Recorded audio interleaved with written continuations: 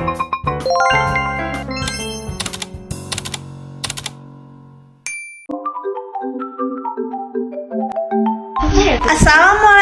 warahmatullahi wabarakatuh. Hai teman-teman, welcome back my YouTube channel. Kembali lagi dengan aku Bintang Nadia. Ini aku akan menjelaskan materi tentang pengelolaan pendidikan.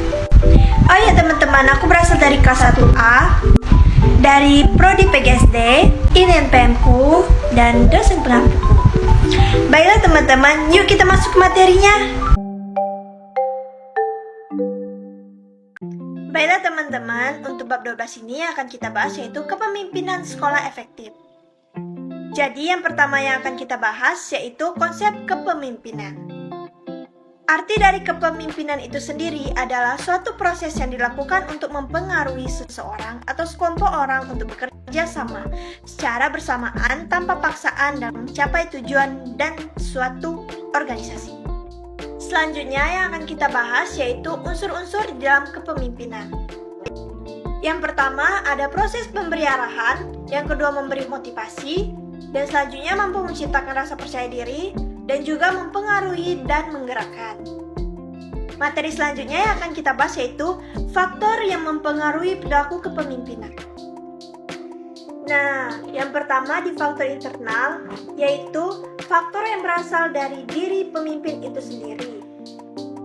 Yang kedua, faktor berasal dari kelompok yang dipimpin. Keadaan kelompok seperti kematangan, kekompakan, latar belakang, pengalaman, latar belakang sosial budaya.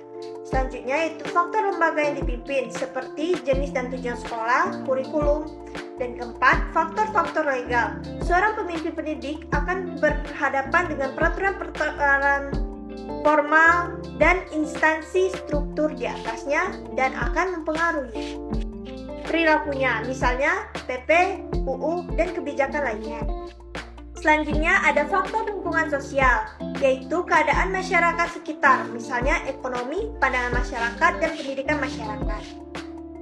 Selanjutnya akan kita bahas yaitu teori kepemimpinan. Yang pertama ada teori terkemukakan, yang kedua ada teori lingkungan, dan yang ketiga ada teori pribadi situasi. Teman-teman untuk membacanya bisa di pause ya. Nah, selanjutnya itu ada teori interaksi dan harapan. Di sini Bintang akan jelaskan maksud dari teori interaksi dan harapan. Teori ini lebih menitik berat pada dinamika interaksi antar pemimpin dan rakyat. Melalui interaksi ini dapat dijaring harapan-harapan dan keinginan masyarakat. Yang kelima ada teori humanistik.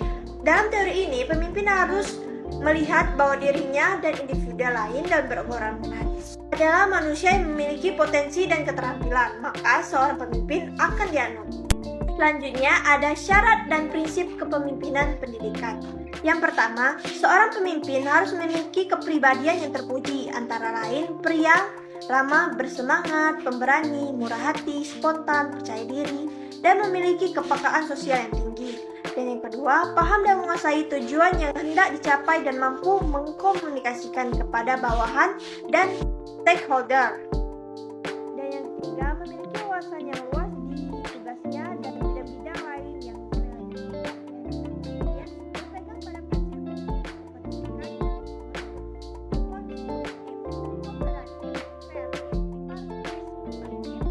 pendelegasian yang baik atau profesional, dan juga memahami dan menerapkan prinsip kepemimpinan Pancasila yang dikembangkan oleh Ki Hajar Dewantara. Materi selanjutnya yaitu fungsi kepemimpinan. Yang pertama ada fungsi instruksi, yaitu fungsi yang bersifat komunikasi atau satu arah. Yang kedua, fungsi konsultasi. Fungsi ini bersifat komunikasi dua arah. Dan yang ketiga, fungsi partisipasi. Dan yang keempat, ada fungsi delegasi. Fungsi ini dilaksanakan dengan memberikan pelimpahan wewenang. Dan kelima, fungsi membuat atau menetapkan keputusan yang baik melalui persetujuan maupun tidak dari atasannya. Nah teman-teman, materi yang akan kita bahas selanjutnya yaitu kepemimpinan kepala sekolah yang efektif. Yang pertama, memiliki visi yang sangat kuat tentang masa depan sekolahnya dan mampu mendorong semua warga sekolah untuk mewujudkan tujuan sekolah. Yang kedua, memiliki harapan tinggi terhadap prestasi peserta didik dan kinerja seluruh warga negara.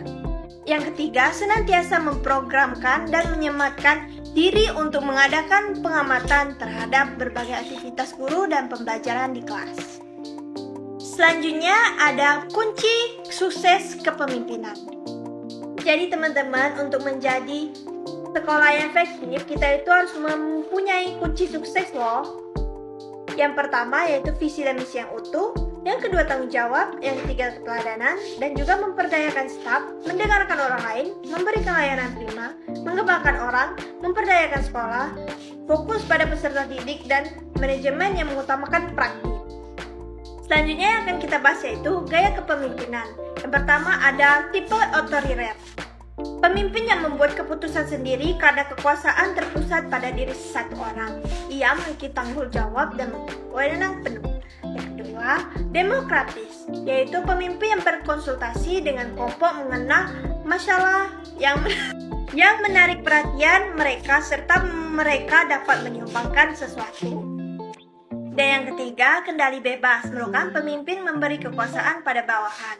Dan yang keempat, tipe pseudo-demokratis. Tipe ini disebut juga tipe demokratisme. Seorang pemimpin yang mempunyai tipe ini hanya nampaknya saja yang demokratis, padahal sebenarnya tindaknya berisi otoritas dan absolut. Nah, selesai sudah pembahasan kita di materi kali ini. Jangan lupa like, komen, dan subscribe ya. Dadah, tungguin video selanjutnya.